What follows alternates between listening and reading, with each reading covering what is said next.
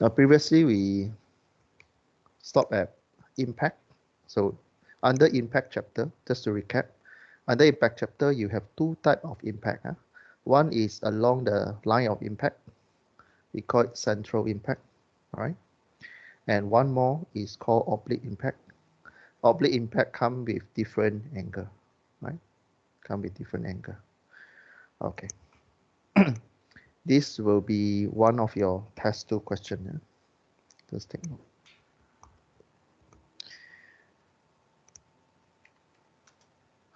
Okay, let's look at example number 8. So you're having a two discs different size that collide at a certain angle. A come in 30 degree from below with a velocity of 3 meters per second. For B, come from the top at a certain angle 45 from the line of impact. Velocity B is 1 meter per second. Again, in chapter 4, be careful on your notation. If you write sub 1, it means before impact. Okay? For chapter 4, if you write something sub 1, it means anything that related to before impact or any accident happen or incident happen. All right. So by looking at the diagram, you know that this one is fall under oblique impact. And you read the example number 8 question or tutorial question. Usually in the question here, you give you the mass. So A will have 1 kilo, B will have 2 kilo. And you're given additional information here. Coefficient of restitution. Restitution E equal to 0.75. So when you're given an additional information, you need to recall what is the equation for coefficient of restitution. So this is important for your test 2. So restitution given. So you need to give me the equation for this one equal to this one to solve for the unknown. Determine the xy component of the final velocity of each disk just after collision. All right. Now, what does it mean? It means the question gives you the mass. It gives you the additional information of E, the coefficient of restitution, E. And then it gives you to calculate the velocity in X and Y component. You look at the diagram here. You're given the X-axis and Y-axis. And your velocity come in with a certain angle.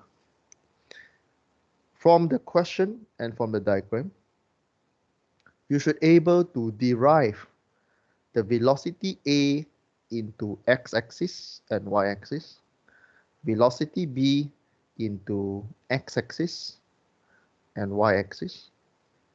So basically from the diagram here, you have two velocity that can split into x-axis and y-axis. Basically, you have 4 velocity in each direction. Okay, that is before you solve, you need to see the question and then try to understand what the question wants you to do, right?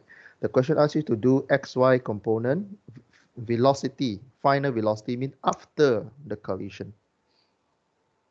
Okay, so before collision, you have 4 known parameter, which is VAX, VAY, VBX, VBY. We have 4 known parameter. The question asks you to find another 4 unknown, which is after the impact or after the collision, which is asks you to find VAX2,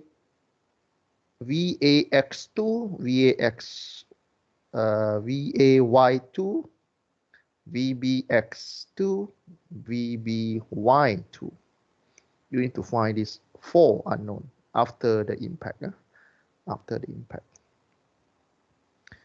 Okay. How do we do? Just like we'll use a few strategy. To solve this one, you need 2 concepts. One is you need to use the concept that we derive from the collision. We have a few phases of collision, right? When it collide, what happened? and then they stick together, move in the same speed, and then separate. So we already discussed in detail in the previous lecture.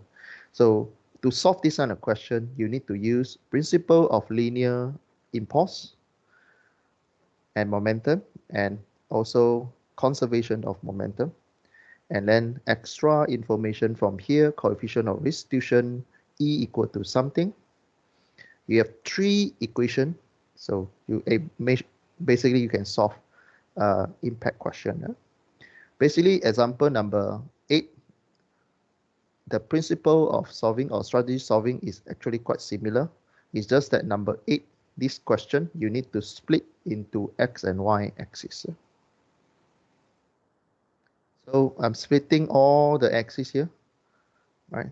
I don't need to explain, right? How to get x-axis, how to get the VA in y-axis, x-axis. I don't need to explain, so you need to know this one. Trigonometry equation.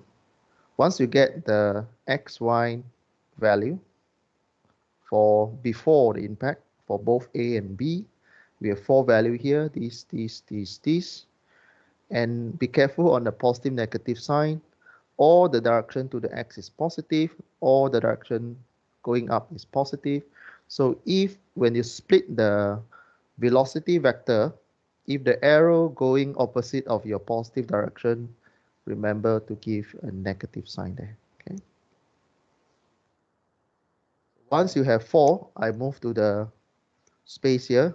These are the things that you calculate from these two vector. You calculate in x and y axis. Then you find the final velocity. Okay. So again, under impact chapter, you have to know that the momentum of the system is conserved along the line of impact. So along the line of impact, along this line, you can use conservation of momentum to solve this line, along this line. Anything that moves along this line, momentum is conserved.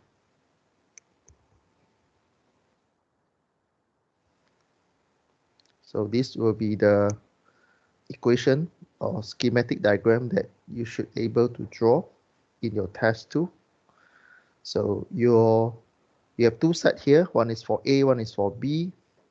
And by looking at this, you know that this is principle of linear impulse and momentum, which is momentum plus impulse equal to momentum. On the left-hand side is before impact. On the right-hand side is after impact. You learned this one before in previous example. So this is just application of the principle of impulse and linear impulse and momentum. This one you apply to individual object A and B. Okay. A, you already split your velocity in X and Y direction, impulse, and your velocity after in X and Y direction. Once you have this diagram, these two diagrams, basically you have the equation depending on the direction you are focusing on. And because of the statement that we mentioned just now, what happened at the line of impact? Your momentum is conserved. All right. So basically we're focusing on the line of impact movement. Yeah. Here you have 4 equations. Here you have 4 equations, one in the X direction, one in the Y direction. You can split this diagram into 2 equations here, 2 equations here. One is in the X direction, another one is in Y direction.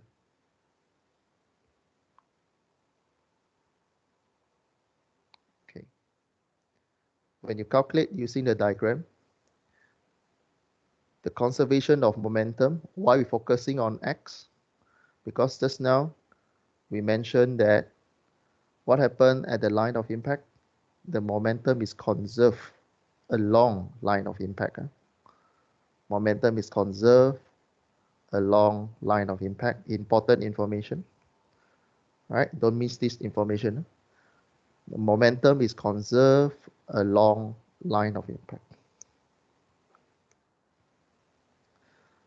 So once your momentum is conserved, momentum before impact equal to momentum after. So in x direction, MA1 plus MV1 plus MBV1 means MVA, MVB before impact equal to MA plus, MVA plus MVB2 in x direction. Okay, momentum is mv, mass times velocity. You have two objects there, so a plus b. Same with after also a plus b. You have the mass, you have the velocity before, you have velocity before, you have the mass. You don't know this one, but you have the mass. Okay, and again, why this one mass separate? Because two objects after collide, they go each individual direction. If the two objects join together, the mass you combine, there's an equation, the mass combined velocity, okay.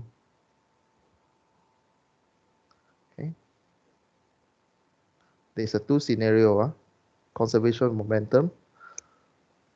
They are, if you cannot recall, conservation momentum, you have two scenario. One, two objects meet together. After they meet together, they collide, they separate. This equation is for separation. Another type of conservation momentum, two collide, they join together, move in the same direction. Then different set of equation. Okay. In fact, that one also have one tutorial question there.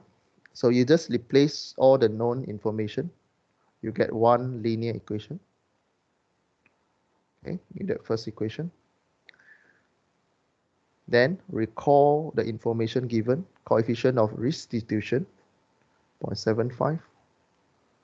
Recall this equation. And we assume that the positive direction is to the left. That's why I purposely put this symbol here. Positive to the right is positive. So E equal to VB minus VA after divided by VA minus VB before. Okay.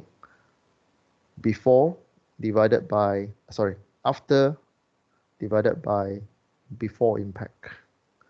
Take the big number minus small number.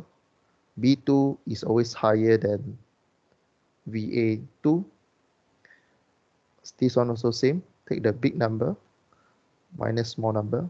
VA before impact always higher than VB1. Substitute the value. You don't know VB2. You don't know this one. You don't know this one, but you have this one. You have this one, this one. You have another linear equation here. You calculate the denominator, move to the left. You have one more equation. So you have two equations. Okay, this one you get this one. You have two equations. Equation 1, equation 2. This is for under mathematics solving simultaneous equation. You have two unknown. Solving these two simultaneous equation. You have VA 2x equal to minus 1.26 meter per second. VB 2x equal to 1.22 meter per second. Okay, copy this answer as your revision homework, as your revision note. Okay, so first objective you already find. You already find the VA, VB, but in x direction. You still need to find the y direction. right? So copy these two answer somewhere in your notes. Minus 1.26, 1.22. Okay. So since this one is negative, I will just convert the positive direction. All right. So because all the direction positive to the right, so when I get negative, I flip the direction, become positive to the left. So my V2x is to the left, my VB2x is to the right. Okay, I get my VA, VB. So I put it here. So far you already solved for 1, 2, 3, 4. This is simple mathematics that you've done from the diagram. Then after that, you use the principle of linear momentum, linear impulse and momentum, and also the combination, the definition of coefficient restitution. You get two linear equations. You solve simultaneous. You get these two known. Next, you look for y momentum, conservation in y momentum. Okay. The green one you can read now. So same, before impact equal to after impact. Since you have two objects, MV object 1, MV object 2 before impact equal to MV object 1 plus MV object 2 after impact. Okay, AB is depending on the question. All right, question will not always come in A and B when it comes to tests or exam. So you need to label carefully. Reminder, if in tests or exam, the object I give you P and Q, you answer, you write A and B, I'll put a question mark. There is no A and B inside the question. I write there, student don't understand the question, I will not mark further. I'll repeat. Look carefully the notation given in the question. If the question gives you object P and Q, in your equation, if you write MA, MB, I'll put a question mark. In a question, there is no A and B. The question is in P and Q, where is A and B? I put a question mark there, I will not go forward in the marking. Meaning the student don't understand what he's writing. Take note on that. I repeat 2 times already, so I believe you can receive the message clearly. Look carefully, notation in the question. Please follow the notation in the question. All right, so if you simplify the equation, you arrive at this one.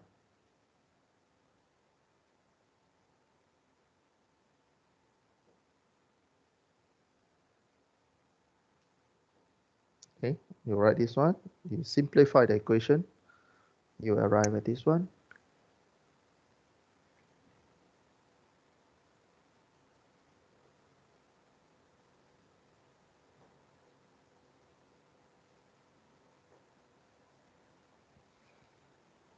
Here.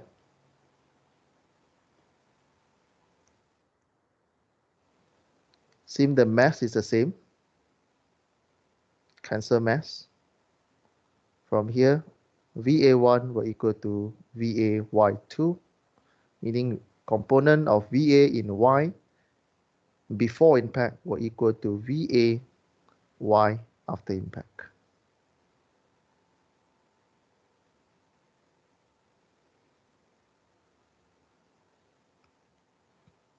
You get your VAY2 equal to 1.5 going up.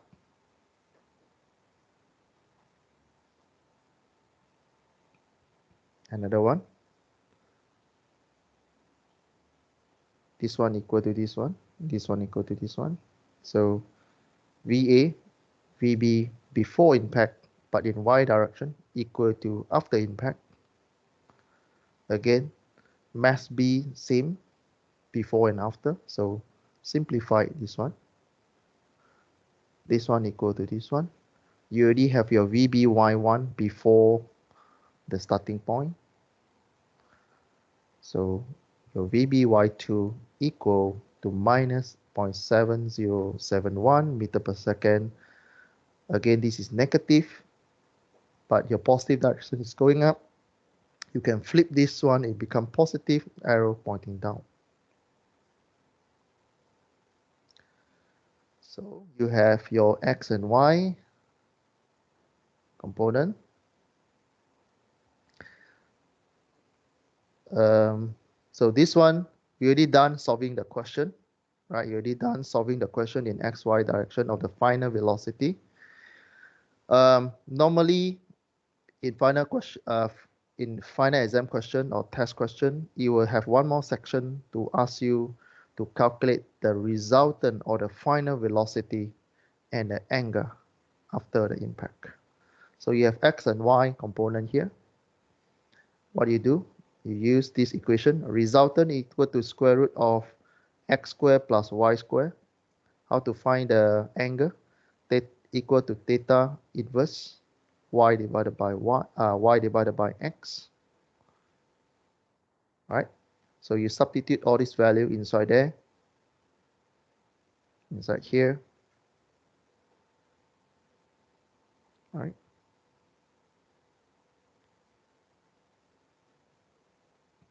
You'll find that your A, because this is your A, your A value, after you substitute these two, A2x, right?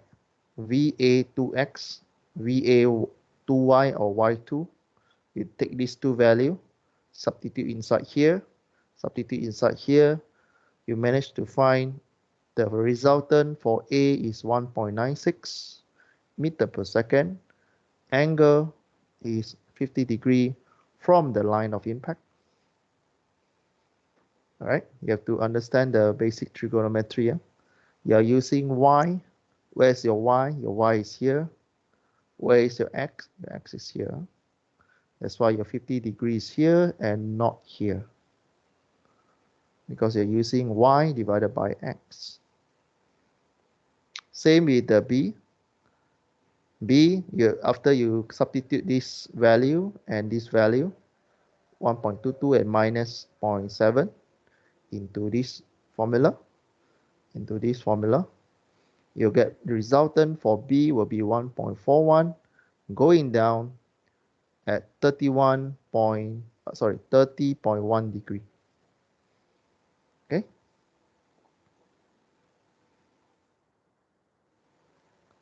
All right. Any question?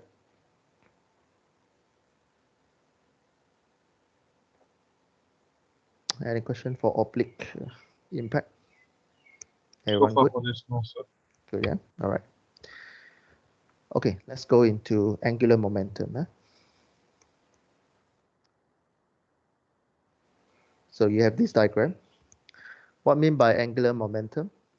So let's say we start with the axis first. You have three-dimensional axis. Your x going here, y going here, your z going there. Let's say your particles or object moving in the xy plane, right? Xy plane.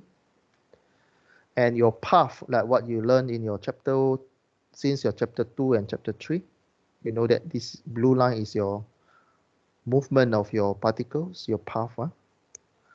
And then your particles, let's say we only focus on one particular time at here. So if you have a particle moving in a motion, you know that you have a momentum.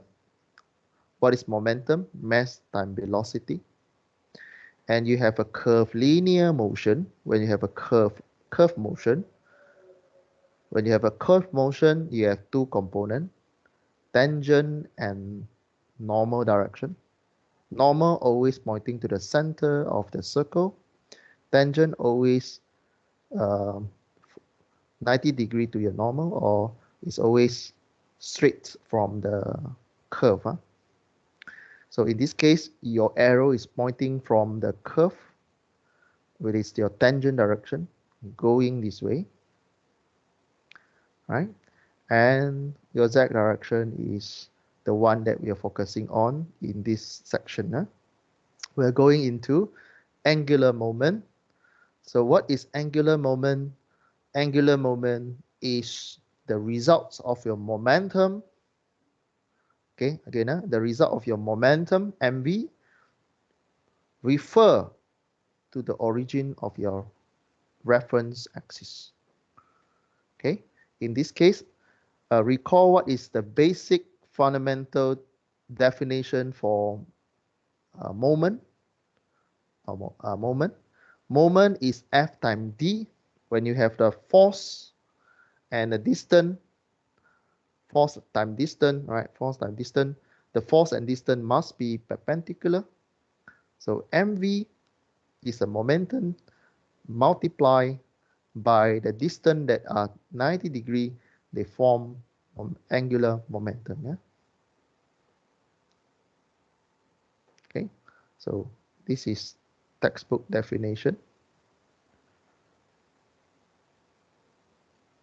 All right. Angular momentum is a moment of the particle's linear momentum about O, which means you take the momentum mv referring to the origin, you take the momentum and 90-degree distance from the path, momentum in a straight line, and then you take a 90-degree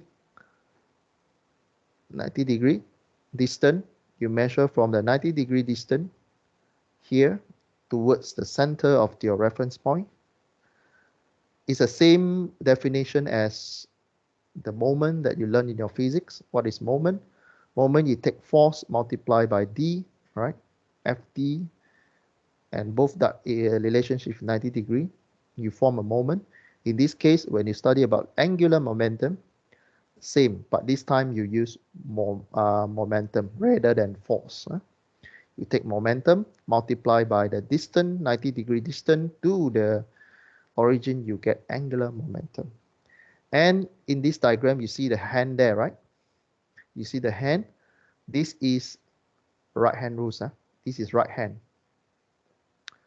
Right, this is right hand. This is right hand. Although in your video, maybe you see as a left hand side, but this is my right hand. Right hand. So if you put your right hand on the monitor, you'll see how do you know the direction of your angular momentum? The finger, right, the forefinger is the direction of your momentum, right? Momentum come from this way. So you do this way, so momentum go into this way. So your four fingers curve in, right, following the momentum direction. The thumb will tell you the direction of your angular momentum. Okay, we will use HO to represent your angular momentum.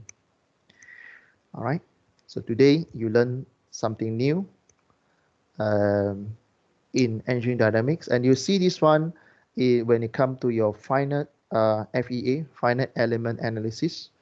You see this one again, and a higher level analysis. You will see this angular momentum again, but maybe different notation, but the concept is still there. So write this one down. You learn something new today. Angular momentum is actually a moment of momentum, MOM. We are using momentum and using the concept of moment. So combine, we get moment of momentum, or in short, in other textbook, you see this concept is MOM. MOM, moment of momentum. Okay. We start to derive formula now. You have two types of formula. You have scalar and vector form. You have scalar and vector form. Okay. Don't confuse it between these two. You have scalar and vector form. Let's look at scalar. So scalar, how you write the scalar formulation formula for angular momentum. Angular momentum is a vector. Angular momentum is a vector. Vector, again, you have magnitude and direction. So when you calculate the magnitude, how you calculate? My notation, I bracket. HO means angular momentum. Sub z is my direction of my angular momentum. So if I take this one as example, if I have momentum in the xy plane, and my finger follow the momentum direction, my thumb is pointing up, so my angular momentum is in z direction. That's why you see a z there. How do you calculate MOM? You just need to remember angular momentum equal to MOM. You take the concept of moment, and then you combine with the momentum, because we are using momentum. So you take distance, 90-degree distance d, multiply by momentum. You get the magnitude of the angular momentum vector. Magnitude. So this is called scalar formula. Means you multiply just like a normal mathematics. You get the magnitude. Okay. The unit is what you have in your physics. Distance is in meter, mass is in kilogram, velocity is meter over second. So if you combine all, you get kilogram meter square over second. Okay, MOM. Just remember MOM, moment of momentum. So what is momentum? MV. How to get moment? Momentum multiplied by distance. So the unit is kilogram meter square over second. Right? You derive from the unit SI for distance, mass, and velocity. You combine all the unit, you get this one. Okay, direction by right hand rules. By your right hand rules. Okay, by your right hand rules. You always follow. If you look at this D and the direction of the MV, the momentum, is actually going, in this case, is going anti-clockwise, right? If you look at the plane XY, you follow from D, continue with your MV direction. You actually, if you imagine this MV as particles and you tie a string to the end of the MV, actually this MV is moving in anti-clockwise, which is your finger also showing anti-clockwise direction. So your thumb is pointing up. That's why you have set there. Okay. A few more slides, then we could have a break. So we have done with the scalar formulation. Scalar formulation means you direct multiplication, like what you did in your mathematics. What happened to vector formulation? Now this is also need to be pay attention a little bit, because when it comes to vector, we are using cross products. Okay, if you're weak in cross product in vector, please go back to your mathematics textbook. Go and see vector chapter. What is dot product? What is cross product? All right. So same, you have xy, z direction. And this particle naughty a little bit. This particle move in a 3D dimension, and the path is in the 3-dimensional pathway. So in this case, we have a momentum also. Let's say this path in curvature also. So you know that curvature, you have tangent and normal direction. So again, recall what is the definition of angular momentum. It's a MOM, moment of momentum. So find the particles as long as the particles is moving with the velocity, have a mass, is create momentum, mv.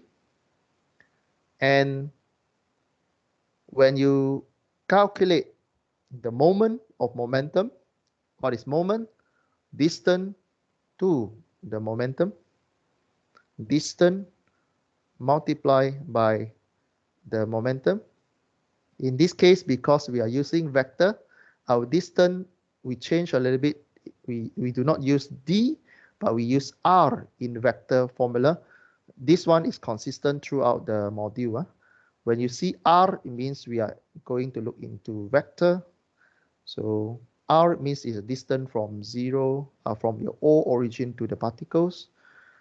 So same, r multiplied by mv, you still get MOM, but in this case, we are using vector.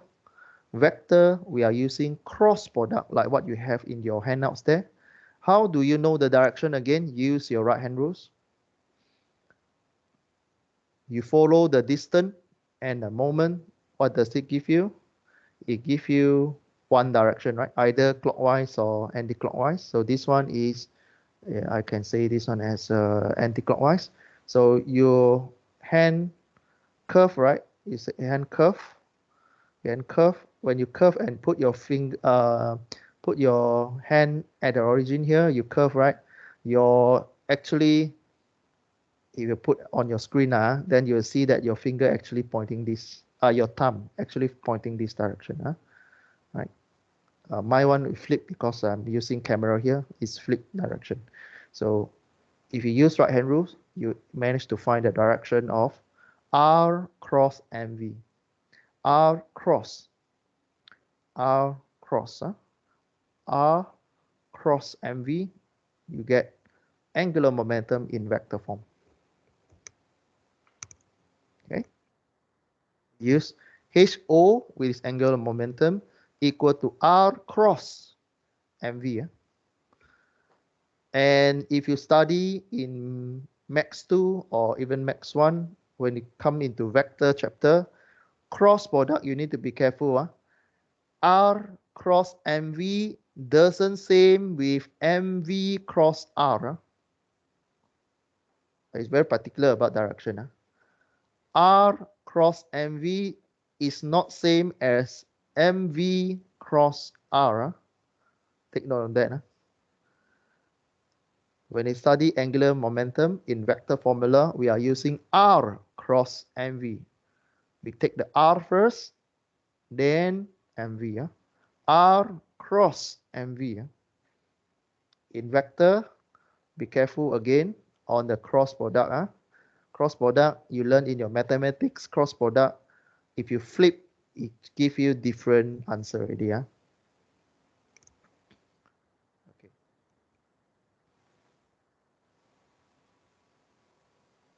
Okay, this is a equation for vector formulation.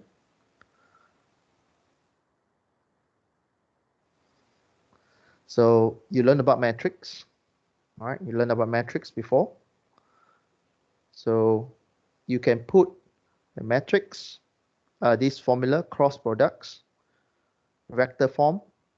IJK means, I means x direction, y means, J means y direction, K means z direction. So you have Rx, MVx, Ry, MVy, R, MVz. So you solve this matrix by using cross product, because this one you can write in matrix form. How you calculate this one multiplied by this one is a cross, right? So this one multiply this one multiply this one, minus this one minus this one, cross this one cross this one. Okay, recall back the vector chapter that you learned in your mathematics. I cross J, you get K. This is a vector identity that you learned in your mathematics. I cross J, product is K. J cross K, the product is I, and so on. I cross I, you get 0. J cross J, get 0. K cross K, 0.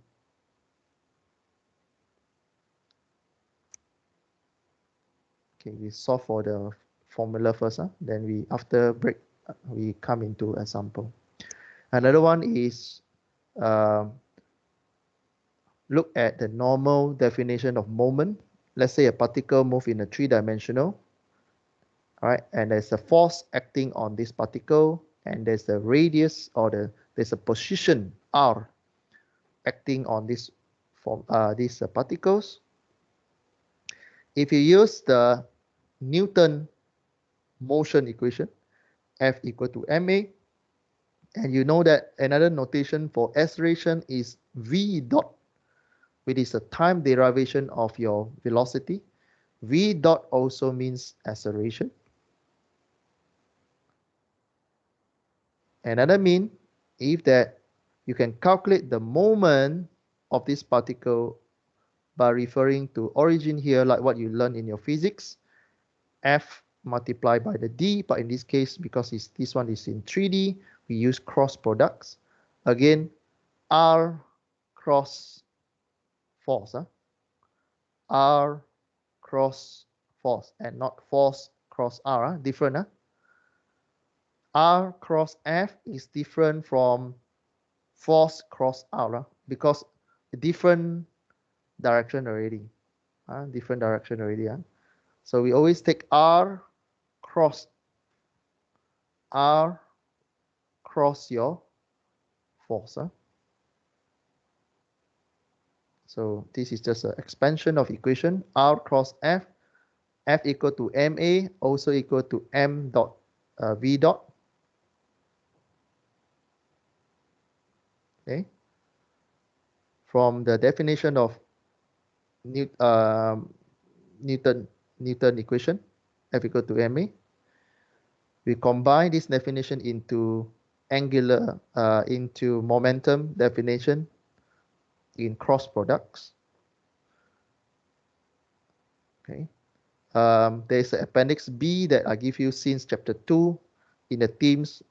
You can go and see what actually is a cross product if you forget. Okay. So if you can derive, if you take the time derivation of this one, okay, is the HO naught equal to time derivation of this one, of your momentum. It's a change of your momentum, right? Change of momentum. This is a cross product. So if you differentiate the R, you'll get R dot cross MV plus R cross MV, this one. Okay, this one to this one. So if you don't understand here to here, go and refer appendix B. Okay, you should learn about this one during your mathematics in your vector chapter. Okay, however, I help you a little bit in appendix B. You can read what is the cross product. Okay, so here, R dot cross MV, you can write as M, R dot cross R dot.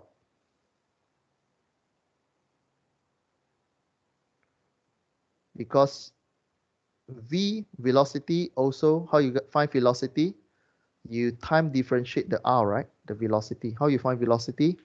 You take the position, divide by time. You still get R dot. Just another mathematics presentation. V also equal to R dot. And you know that R multiplied by R is 0. Cross, R cross R, you get 0. So this one cancel. So you arrive at the rate of change of your momentum, R cross equal to R cross mv dot.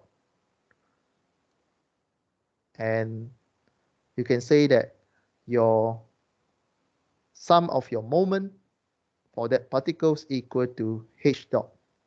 What is h dot? R cross mv dot. This is something new. It might take some time to digest. All right. I think we stop here. Go for a short break. Huh?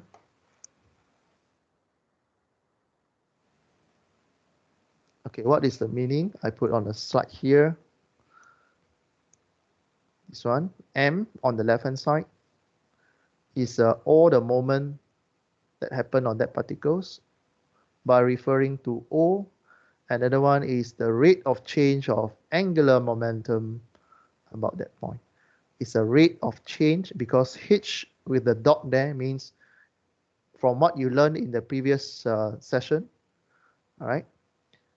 You learn about HO. HO is angular momentum. With the dot above, it means rate of change of angular momentum. Okay.